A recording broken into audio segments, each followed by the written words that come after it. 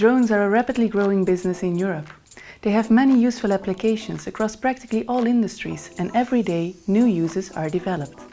Drones are an efficient and cost-effective way to perform tasks in areas that were previously beyond our reach. However, the rising number of drones in the sky also poses a potential issue. How can we ensure safe drone traffic? We need to integrate drones safely into our existing air traffic and infrastructure. What about privacy and potential noise issues? There are many factors to consider before drones can become a part of our daily lives.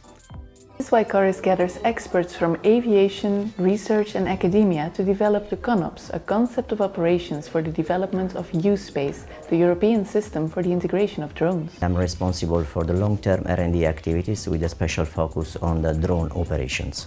INAV is getting a strong interest in the drone management activities, and we are investing a lot on this area. Within CORUS, that is an important project from our perspective, especially from a strategic point of view. Our main focus in the CORUS project is with architectural aspects and also with the integration of drone operations into the safety management system.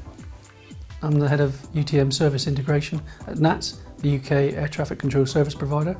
NATS are a member of CORUS in the consortium, and I personally am on the advisory board for CORUS.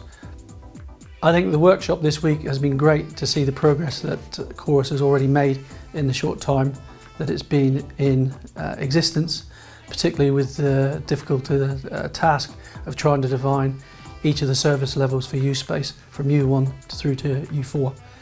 So the concept paper that's already been written is a really great introduction to each of the services at each of the service levels from U1 to U4, and some of the many questions we've still got as a project in CORUS to seek help from the wider community in coming up with answers. We want to invite you to share your thoughts and help us improve our CONOPS.